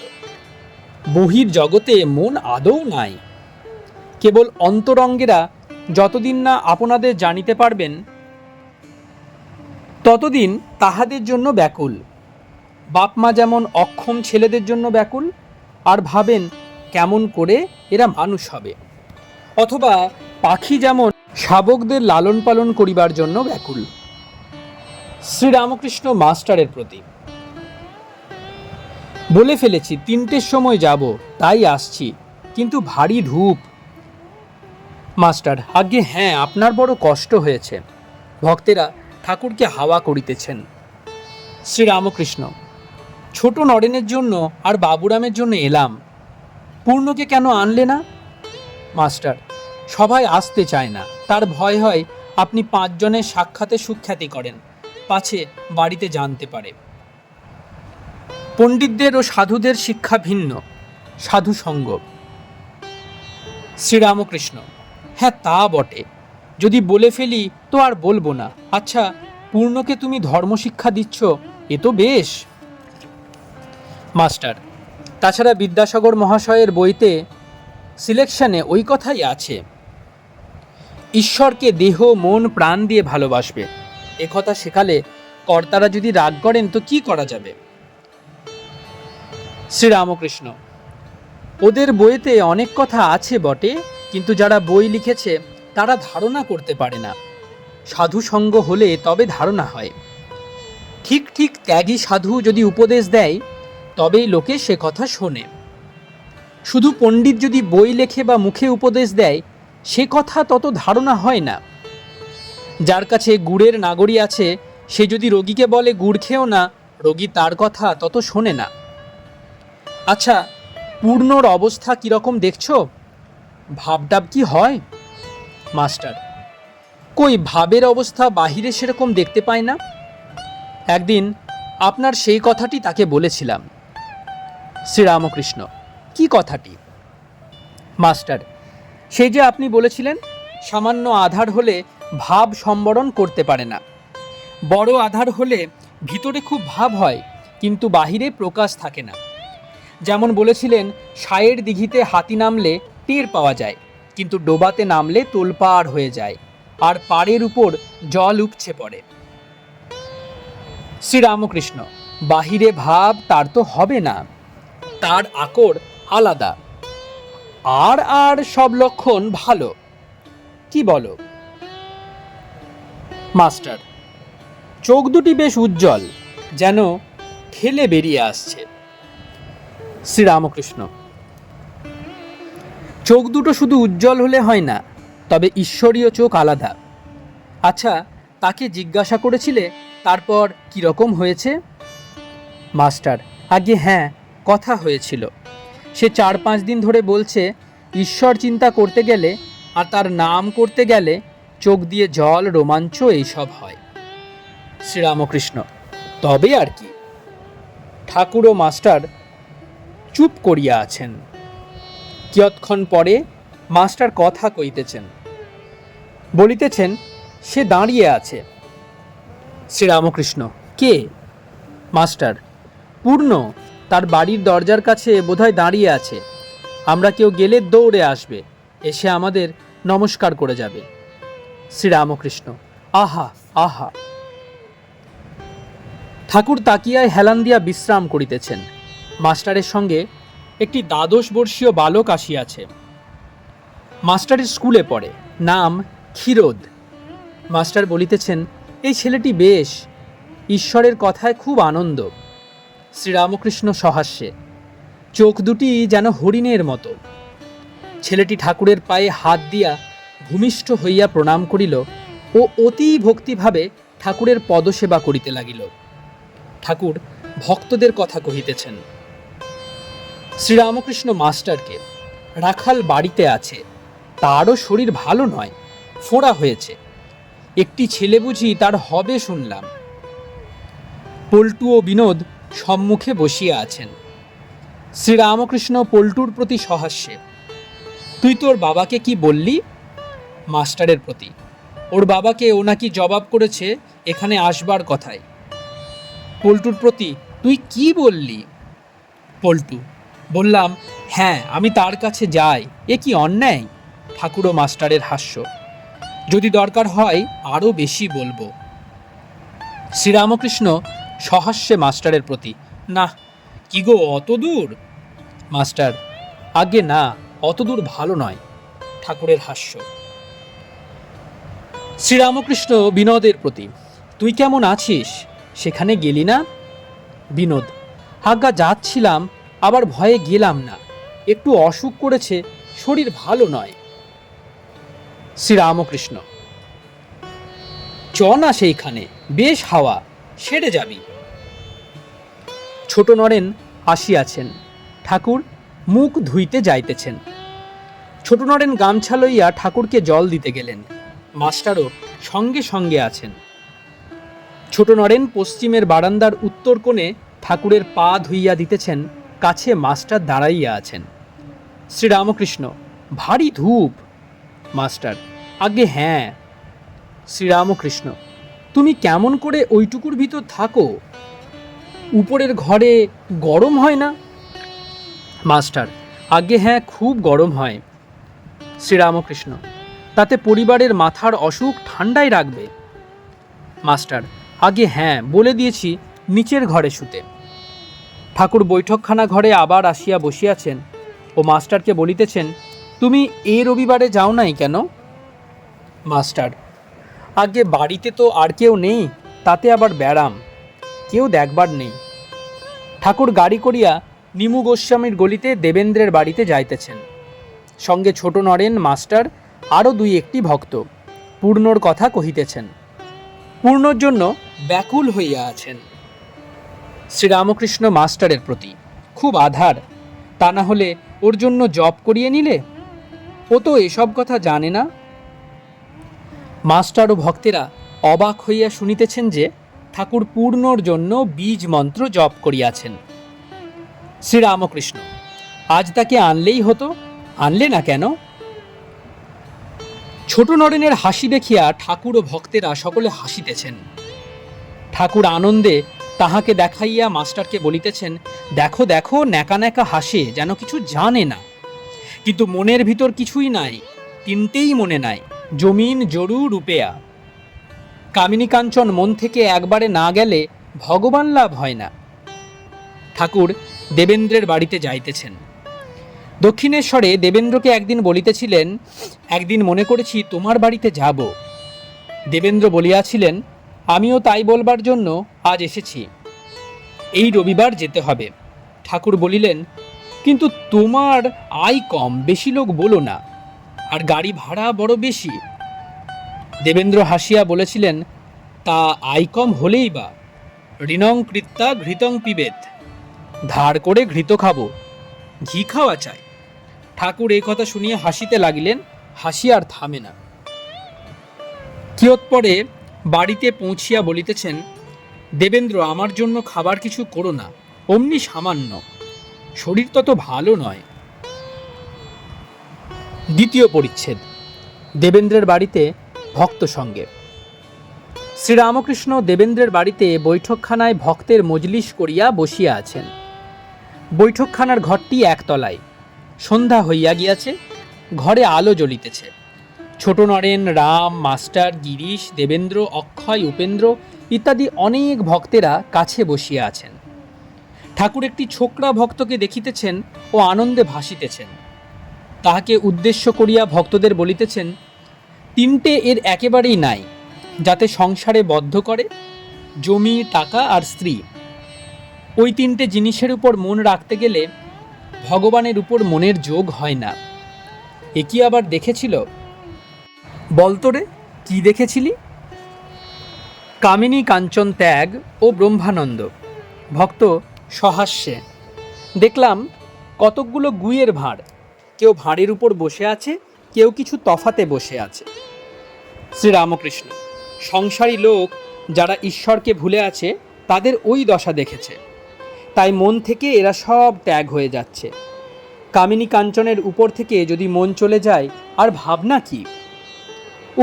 কি আশ্চর্য! আমার তো কত জপ ধ্যান করে তবে গিয়েছিল, এর একেবারে এত শীঘ্র কেমন করে মন থেকে ত্যাগ হলো? কাম চলে যাওয়া কি সহজ ব্যাপার?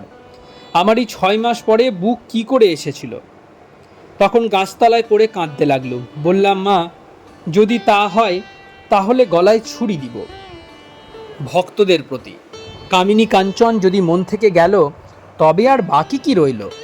তখন কেবল ব্রহ্মানন্দ।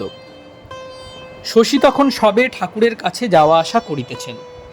তিনি তখন বিদ্যাসাগরের কলেজে বিএ প্রথম বৎসর পড়েন। ঠাকুর এইবার তাহার কথা কহিতেছেন। শ্রীরামকৃষ্ণ ভক্তদের প্রতি, সেই যে ছেলেটি যায়, কিছুদিন তার টাকায় মন একবার উঠব দেখেছি, কিন্তু কয়েকটির দেখেছি আদৌ উঠবে না। কয়েকটি ছোকরা বিয়ে করবে না। ভক্তেরা নিঃশব্দে শুনিতেছেন। অবতারকে কে চিনতে পারে? শ্রীরামকৃষ্ণ ভক্তদের প্রতি, মন থেকে কামিনী কাঞ্চন সব না গেলে অবতারকে চিনতে পারা কঠিন। বেগুনওয়ালাকে হীরার দাম জিজ্ঞাসা করেছিল। সে বললে, আমি এর বদলে 9 সের বেগুন দিতে পারি, এর একটাও বেশি দিতে পারি না। সকলের হাস্য ও ছোট নরেনের উচ্চ হাস্য। ঠাকুর দেখিলেন ছোট নরেন কথার মর্ম ফস করিয়া বুঝিয়াছেন। শ্রীরামকৃষ্ণ, এর কি সূক্ষ্ম বুদ্ধি! ন্যাংটা এরকম ফস করে বুঝে নিত। গীতা, ভাগবত যেখানে যা সে বুঝে নিত। কৌমার বৈরাগ্য আশ্চর্য। বেশ্যার উদ্ধার কিরূপে হয়? শ্রীরামকৃষ্ণ, ছেলেবেলা থেকে কামিনী কাঞ্চন ত্যাগ, এটি খুব আশ্চর্য। খুব কম লোকের হয়। তা না হলে যেমন শিলখেকো আম ঠাকুরের সেবায় লাগে না, নিজে খেতে ভয় হয়। আগে অনেক পাপ করেছে, তারপর বুড়ো বয়সে হরিনাম করছে, এ মন্দের ভালো। অমুক মল্লিকের মা খুব বড় মানুষের ঘরের মেয়ে। বেশ্যাদের কথায় জিজ্ঞাসা করলে ওদের কি কোনো মতে উদ্ধার হবে না? নিজে আগে আগে অনেক রকম করেছে কি না, তাই জিজ্ঞাসা করলে। আমি বললুম, হ্যাঁ হবে। যদি আন্তরিক ব্যাকুল হয়ে কাঁদে আর বলে আর করব না, শুধু হরিনাম করলে কি হবে? আন্তরিক কাঁদতে হবে। তৃতীয় পরিচ্ছেদ। ঠাকুর কীর্তনানন্দে ও সমাধি মন্দিরে। এবার খোল করতাল লইয়া সংকীর্তন হইতেছে। কীর্তনিয়া গাহিতেছেন, কি দেখিলাম রে কেশব ভারতীর কুটিরে, অপরূপ জ্যোতি শ্রী গৌরাঙ্গ মূরতি, দুনয়নে প্রেম বহে শতধারে, গৌর মত্ত মাতঙ্গের প্রায়, প্রেমাবেশে নাচে গায়, কভু ধুলাতে লুটায় নয়ন জলে ভাসে রে, কাঁদে আর বলে হরি স্বর্গ মর্ত ভেদ করি, সিংহ রবে রে। আবার দন্তে তৃণ লয়ে কৃতাঞ্জলি হয়ে, দাস্য মুক্তি যাচেন দাঁড়ে দাঁড়ে, কিবা মুড়ায়ে চাঁচর কেশ ধরেছেন যোগীর বেশ, দেখে ভক্তি প্রেমাবেশ প্রাণ কেঁদে ওঠে রে। জীবের দুঃখে কাতর হয়ে এলেন সর্বস্ব ত্যাজিয়ে, প্রেম বিলাতে রে। প্রেম দাসের বাঞ্ছা মনে শ্রীচৈতন্য চরণে দাস হয়ে, বেড়াই দাঁড়ে দাঁড়ে। ঠাকুর গান শুনিতে শুনিতে ভাবাবিষ্ট হইয়াছেন। কীর্তনিয়া শ্রীকৃষ্ণ বিরহ বিধুরা ব্রজগোপীর অবস্থা বর্ণনা করিতেছেন। ব্রজগোপী মাধবী কুঞ্জে মাধবের অন্বেষণ করিতেছেন। রে মাধবী আমার মাধব দে, দে দে দে মাধব দে, আমার মাধব আমায় দে, দিয়ে বিনামূল্যে কিনে নে। মিনের জীবন জীবন যেমন, আমার জীবন মাধব তেমন। তুই লুকাইয়ে রেখেছিস ও মাধবী, অবলা সরলা পেয়ে আমি বাঁচি না বাঁচি না। মাধবী ও মাধবী, মাধব বিনে মাধব অদর্শনে। ঠাকুর শ্রীরামকৃষ্ণ মাঝে মাঝে আখর দিতেছেন। সে মথুরা কত দূর, যেখানে আমার প্রাণবল্লভ। ঠাকুর সমাধিস্থ, স্পন্দহীন দেহ, অনেকক্ষণ স্থির রহিয়া আছেন। ঠাকুর কিঞ্চিৎ প্রকৃতস্থ, কিন্তু এখনো ভাবাবিষ্ট। এই অবস্থায় ভক্তদের কথা বলিতেছেন, মাঝে মাঝে মার সঙ্গে কথা কহিতেছেন। শ্রীরামকৃষ্ণ ভাবস্থ। মা, তাকে টেনে নিও, আমি আর ভাবতে পারি না। মাস্টারের প্রতি, তোমার সম্বন্ধী, তার দিকে একটু মন আছে। গিরিশের প্রতি, তুমি গালাগাল খারাপ কথা অনেক বলো, তা হোক, ওসব বেরিয়ে যাওয়াই ভালো। বদরক্ত রোগ কারু কারুর আছে, যত বেরিয়ে যায় ততই ভালো। উপাধি নাশের সময়ই শব্দ হয়, কাঠ পোড়াবার সময় চড়চড় শব্দ করে, সব পুড়ে গেলে আর শব্দ থাকে না।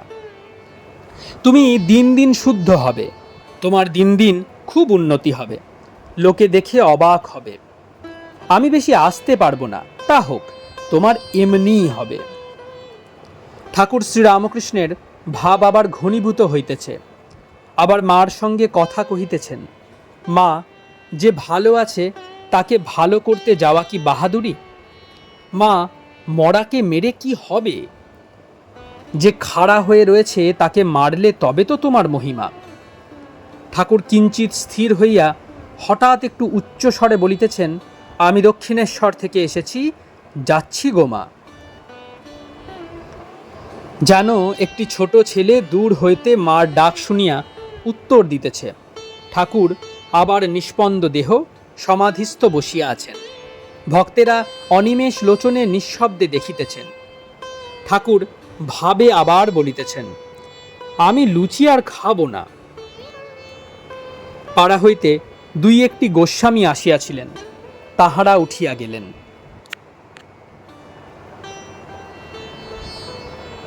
চতুর্থ পরিচ্ছেদ। ঠাকুর শ্রীরামকৃষ্ণ দেবেন্দ্রের বাটিতে ভক্ত সঙ্গে। ঠাকুর ভক্ত সঙ্গে আনন্দে কথাবার্তা কহিতেছেন। চৈত্র মাস, বড় গরম। দেবেন্দ্র কুলফি বরফ তৈয়ার করিয়াছেন, ঠাকুরকে ও ভক্তদের খাওয়াইতেছেন। ভক্তরাও কুলপি খাইয়া আনন্দ করিতেছেন। মণি আস্তে আস্তে বলিতেছেন, এনকোর এনকোর, অর্থাৎ আরও কুলপি দাও, ও সকলে হাসিতেছেন। কুলপি দেখিয়া ঠাকুরের ঠিক বালকের ন্যায় আনন্দ হইতেছে। শ্রীরামকৃষ্ণ, বেশ কীর্তন হল, গোপীদের অবস্থা বেশ বললে। রে মাধবী আমার মাধব দে। গোপীদের প্রেমোন্মাদের অবস্থা কি আশ্চর্য, কৃষ্ণের জন্য পাগল। একজন ভক্ত আরেকজনকে দেখাইয়া বলিতেছেন, এর সখী ভাব, গোপী ভাব। রাম, এর ভিতর দুই আছে, মধুর ভাব আবার জ্ঞানের কঠোর ভাবও আছে। শ্রীরামকৃষ্ণ, কি গা? ঠাকুর এইবার সুরেন্দ্রের কথা কহিতেছেন। রাম, আমি খবর দিছিলাম, কই এলো না? শ্রীরামকৃষ্ণ, কর্ম থেকে এসে আর পারে না। একজন ভক্ত, রামবাবু আপনার কথা লিখছেন। শ্রীরামকৃষ্ণ সহাস্যে, কি লিখেছে? ভক্ত, পরমহংসের ভক্তি, এই বলে একটি বিষয় লিখছেন। শ্রীরামকৃষ্ণ, তবে আর কি, রামের খুব নাম হবে। গিরিশ সহাস্যে, সে আপনার চেলা বলে। শ্রীরামকৃষ্ণ, আমার চেলা টেলা নাই, আমি রামের দাসানুদাস। পাড়ার লোকেরা কেহ কেহ আসিয়াছিলেন, কিন্তু তাহাদের দেখিয়া ঠাকুরের আনন্দ হয় নাই। ঠাকুর একবার বলিলেন, এ কি পাড়া, এখানে দেখছি কেউ নাই। দেবেন্দ্র এবার ঠাকুরকে বাড়ির ভিতর লইয়া যাইতেছেন। সেখানে ঠাকুরকে জল খাওয়াইবার আয়োজন হইয়াছে। ঠাকুর ভিতরে গেলেন।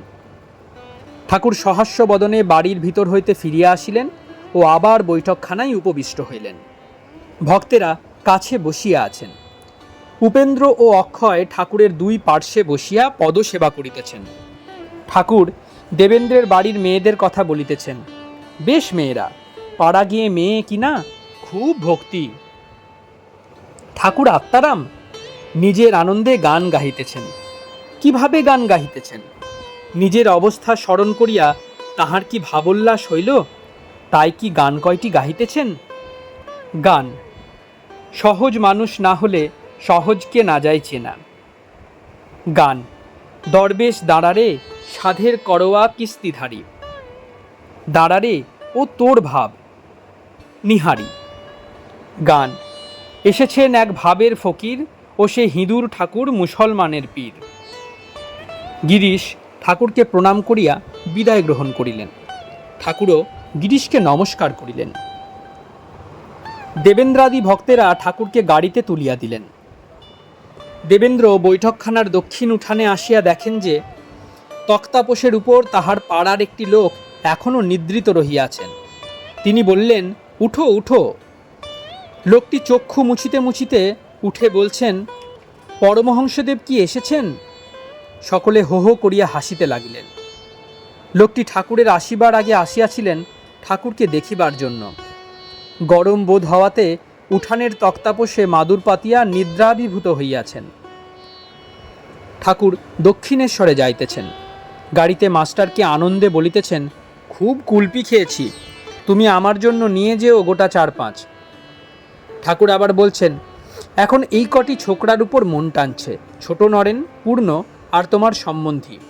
মাস্টার, দ্বিজ?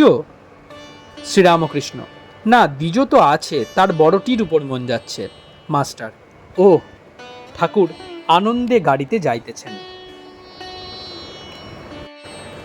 14 খণ্ড। ঠাকুর শ্রীরামকৃষ্ণ বলরাম মন্দিরে ভক্ত সঙ্গে। প্রথম পরিচ্ছেদ। ঠাকুরের নিজ মুখে কথিত সাধনা বিবরণ। ঠাকুর শ্রীরামকৃষ্ণ কলিকাতায় শ্রীযুক্ত বলরামের বৈঠকখানায় ভক্ত সঙ্গে বসিয়া আছেন। গিরিশ, মাস্টার, বলরাম, ক্রমে ছোট নরেন, পল্টু, দ্বিজ, পূর্ণ, মহেন্দ্র মুখুজ্জে ইত্যাদি অনেক ভক্ত উপস্থিত আছেন। ক্রমে ব্রাহ্ম সমাজে শ্রীযুক্ত ত্রৈলোক্য সান্যাল, জয়গোপাল সেন প্রভৃতি অনেক ভক্ত আসিলেন। মেয়ে ভক্তেরা অনেকেই আসিয়াছেন। তাহারা চিকের আড়ালে বসিয়া ঠাকুরকে দর্শন করিতেছেন। মোহিনীর পরিবারও আসিয়াছেন।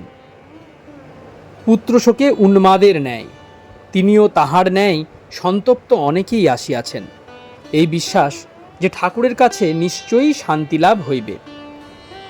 আজ 1 বৈশাখ, চৈত্র কৃষ্ণা ত্রয়োদশী, 12 এপ্রিল রবিবার, 1885 খ্রিস্টাব্দ, বেলা 3টে হইবে। মাস্টার আসিয়া দেখলেন ঠাকুর ভক্তের মজলিস করিয়া বসিয়া আছেন ও নিজের সাধনা বিবরণ ও নানাবিধ আধ্যাত্মিক অবস্থা বর্ণনা করিতেছেন। মাস্টার আসিয়া ঠাকুরকে ভূমিষ্ঠ হইয়া প্রণাম করিলেন ও তাহার আদেশে তাহার কাছে আসিয়া বসিলেন। শ্রীরামকৃষ্ণ ভক্তদের প্রতি। সে সময় সাধনার সময়ে ধ্যানে দেখতে পেতাম সত্য সত্য একজন কাছে শূল হাতে করে বসে আছে। ভয় দেখাচ্ছে, যদি ঈশ্বরের পাদপদ্মে মন না রাখি শূলের বাড়ি আমায় মারবে। ঠিক মন না হলে বুক যাবে। নিত্য লীলাযোগ, পুরুষ প্রকৃতি বিবেকযোগ। কখনো মা এমন অবস্থা করে দিতেন যে নিত্য থেকে মন লীলায় নেমে আসত, আবার কখনো লীলা থেকে নিত্যে মন উঠে যেত। যখন লীলায় মন নেমে আসত, কখনো সীতারামকে রাত দিন চিন্তা করতাম, আর সীতারামের রূপ সর্বদা দর্শন হতো।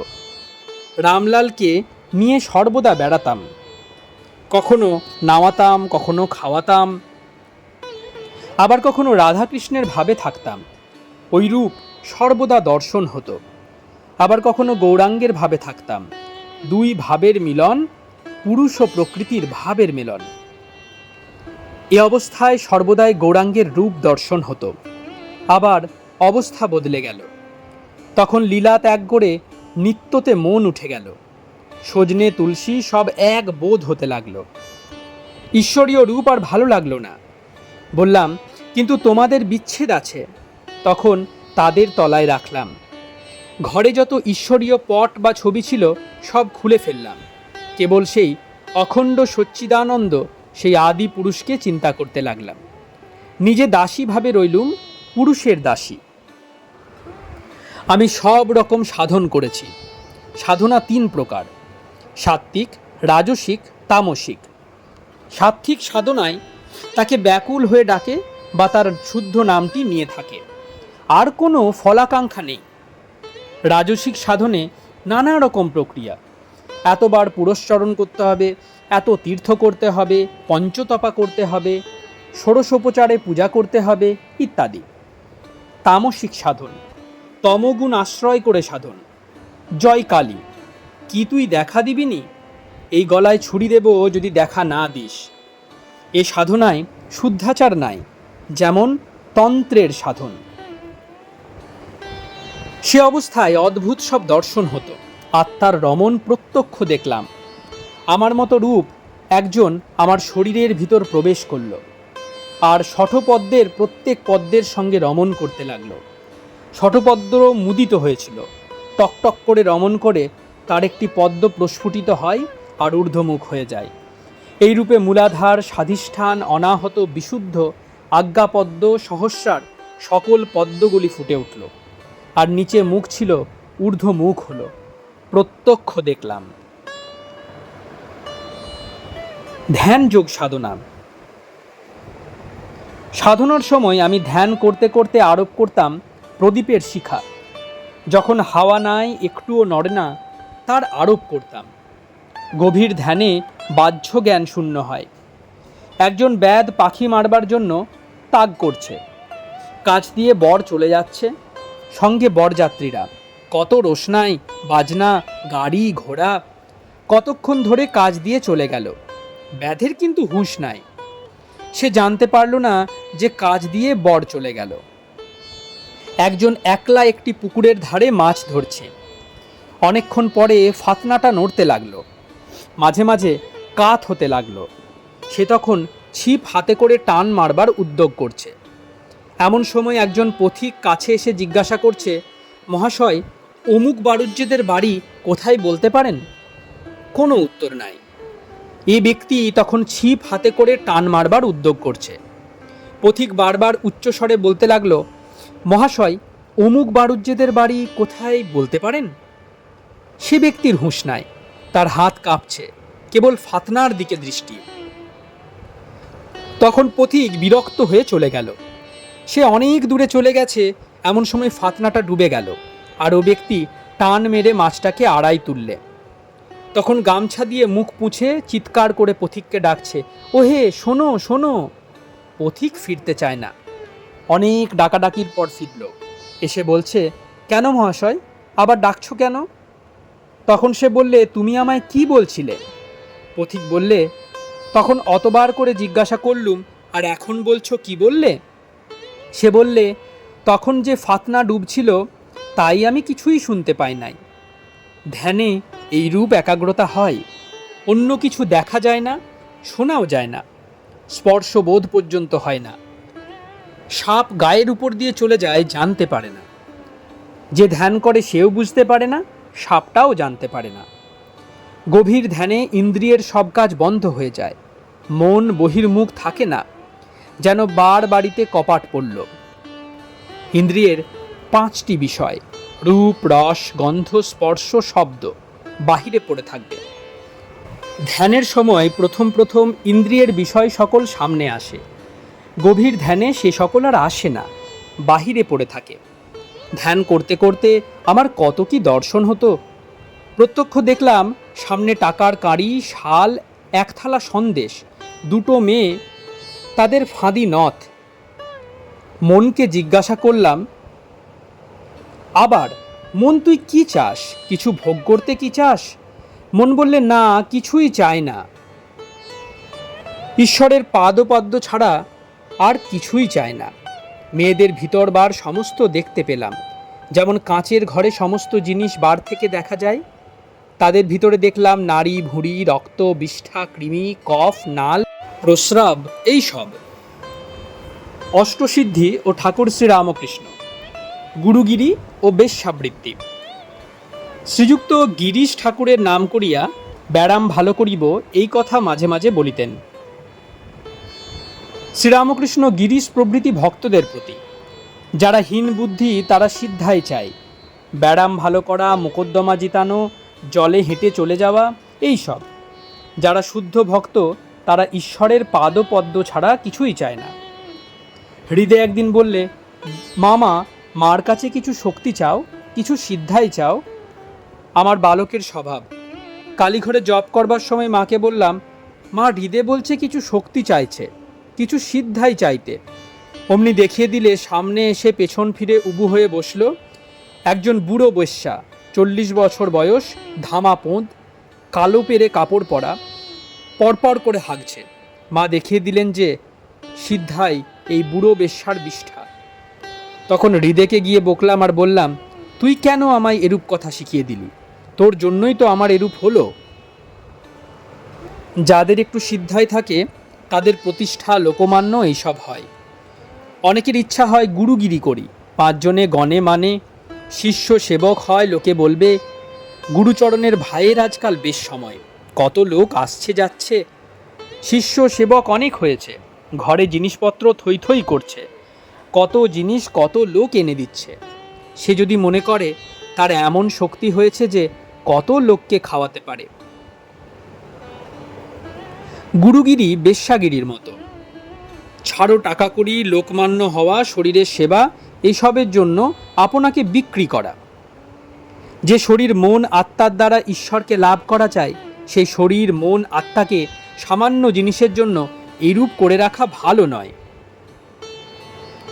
একজন বলেছিল, সাবির এখন খুব সময়, এখন তার বেশ হয়েছে, একখানা ঘর ভাড়া নিয়েছে, ঘুঁটে রে, গোবর রে, তক্তাপোষ, 2খানা বাসন হয়েছে, বিছানা, মাদুর, তাকিয়া, কত লোক বশীভূত, যাচ্ছে আসছে। অর্থাৎ সাবি এখন বেশ্যা হয়েছে, তাই সুখ ধরে না।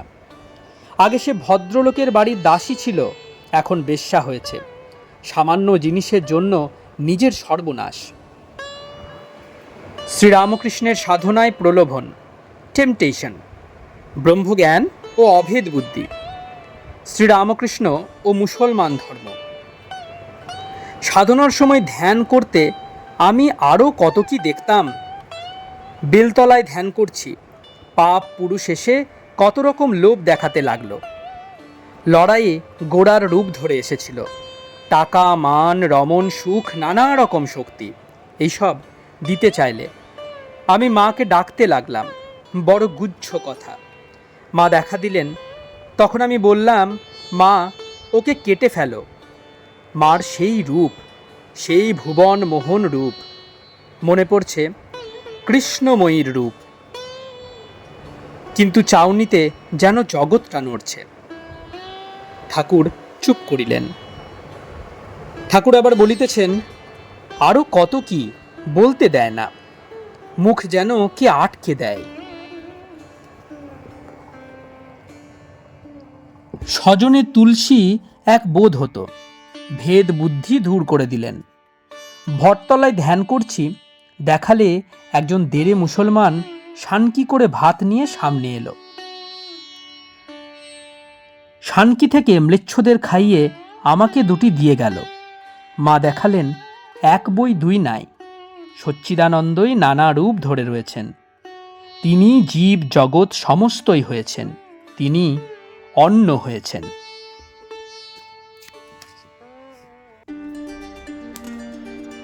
আপনারা শুনছেন শ্রীম কথিত শ্রী শ্রী রামকৃষ্ণ কথামৃত। 44তম পর্বটি আপনাদের কাছে পরিবেশন করলাম। প্রতিদিনের মতো আজকেও প্রণাম করার মাধ্যমে এই পর্বটি শেষ করব। আসুন সকলে মিলে প্রণাম করা যাক। নিরঞ্জনং নিত্য नित्यमनन्तरूपं भक्तानुकम्पा जितविग्रहं वै ईशावतारं परमेशमिडं तं रामकृष्णं शिरसा नमामि।